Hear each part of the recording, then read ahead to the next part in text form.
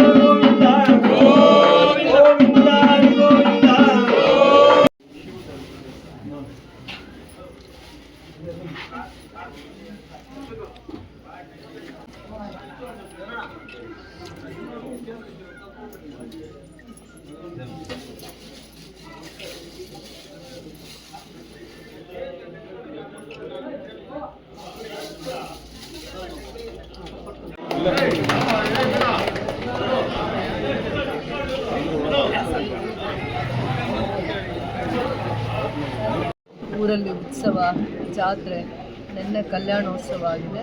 ಲಕ್ಷ್ಮೀ ನಾರಾಯಣ ದೇವಸ್ಥಾನಕ್ಕೆ ದರ್ಶನಕ್ಕೆ ಬಂದಾಗ ಇವತ್ತು ಮಕ್ಕಳಲ್ಲಿರುವಂಥ ಪ್ರತಿಭೆಯನ್ನು ಹುಡುಕಿ ಈ ಭಾಗದಲ್ಲಿ ಗುರು ಹಿರಿಯರು ಈ ದಿನ ಆಶೀರ್ವಾದ ಮಾಡ್ತಾ ಇದ್ದಾರೆ.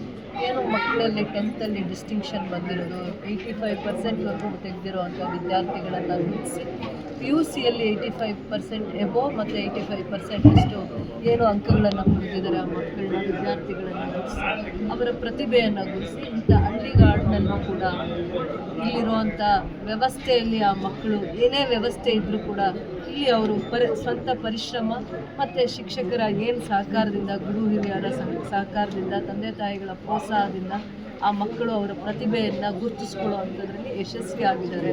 ಒಳ್ಳೆಯ ಅಂಕಗಳನ್ನು ಗಳಿಸಿದ್ದಾರೆ.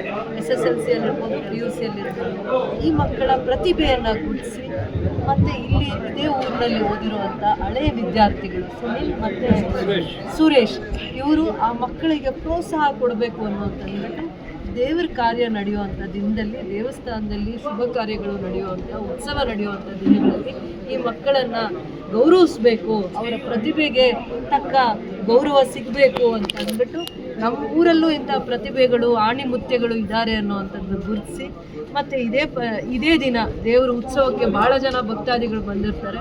ಅವ್ರ ಮುಂದೆ ಈ ಮಕ್ಕಳಿಗೆ ಸನ್ಮಾನ ಮಾಡಬೇಕು, ಗೌರವ ಸಲ್ಲಿಸಬೇಕು ಅನ್ನೋವಂಥದ್ದು ವಿಶೇಷವಾಗಿದೆ.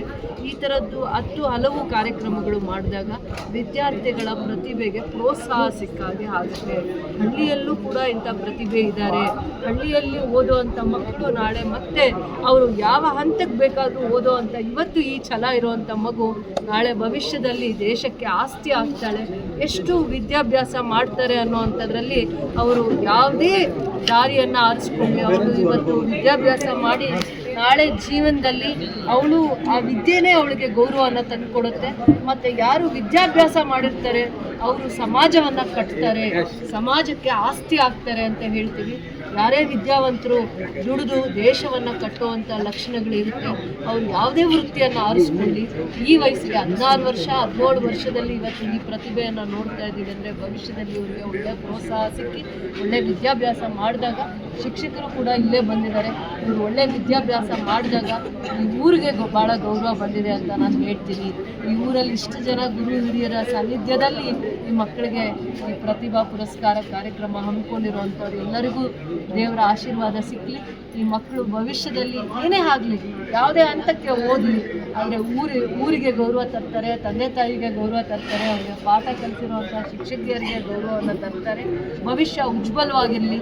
ಇಂಥ ಹಳ್ಳಿಯಲ್ಲೇ ಸಿಕ್ಕ ಅವಕಾಶಗಳನ್ನು ಮಕ್ಕಳು ಇಷ್ಟು ಒಳ್ಳೆ ಮಟ್ಟಿಗೆ ಉಪಯೋಗಿಸ್ಕೊಂಡಿದ್ದಾರೆ ಅಂದರೆ ಮುಂದೆ ಒಳ್ಳೆ ಅವಕಾಶಗಳು ಸಿಕ್ಕಾಗ ಯಾವ ರೀತಿ ಓದ್ಬೋದು, ಅವರ ಪ್ರತಿಭೆನ ಯಾವ ಹಂತಕ್ಕೆ ಗುರುತಿಸ್ಕೊಳ್ಳೋ ಮಾಡ್ತಾರೆ ಅನ್ನೋಂಥದ್ದನ್ನು ಯೋಚನೆ ಮಾಡಿ ಒಳ್ಳೆಯದಾಗಲಿ ಮಕ್ಕಳು ಎಲ್ಲರಿಗೂ ಒಳ್ಳೆಯದಾಗಲಿ.